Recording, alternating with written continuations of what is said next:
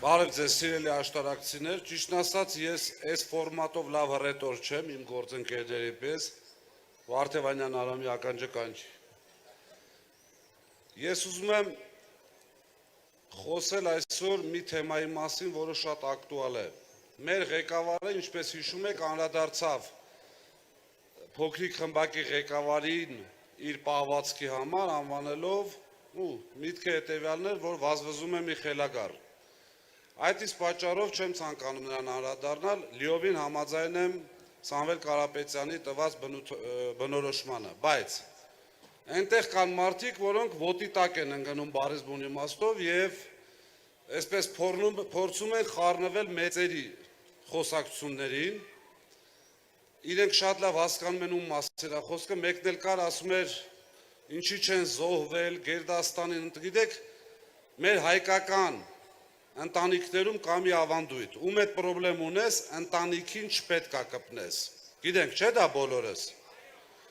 Հիմա սրանք այնքան մանր են, այս 8 տարեկանները բառից բուն իմաստով, որովհետև եթե մարդու կենսագրությունը սկսում է 18 թվականից, ես համարում եմ 8 տարեկաններ, սկսում են արդեն թիրախավորել մարդկանց, որոնց արածի կես տոկոսը չեն արել։ Հիմա այդ ձեր ամբողջ փոքրիկ խմբակով Եթե կարողանաք ապացուցեք, որ Սամվել Կարապետյանը եւ իր ընտանիքի կես տոկոս արել եք, ես ձեզանից ներողություն կխնդրեմ։ Եվ ամենակարևորը, ուր է այդ ռեմբոները, այսպես ասած, երբ որ մեր ճշնամական պետության ղեկավարը բառից բուն իմաստով ստորացնում էր իրենց եւ իրենց ղեկավարին։ Հիշում ենք, չէ՞ ինչեր էր ասում, հարբած ծաղրածու, երգեր էին հորինում, ձեռ էին առնում, ինքն էլ սուրճի էր հրավիրում։ Բայց ժամանակ այդ ուժեղ տղեկը, ու ճակերտների մեջ, իրական ուժեղները այստեղ են, բայց ինչի չէին մի հատ գոնե ակնարկում, լավ, ժողովուրդ ջան, այս ամբողջը մի բանի մասին է, չկա ընտրարշավ, չկա առարկայական բանավեճ, գիտեք ինչի չկա, որովհետև իրենք այդ բանավեճում պարտված են, իրենց միակ գործիքը ղժղժալ, գժի պես վազվզել, կպնել մարդկանց և փորձել վերարտադրվել,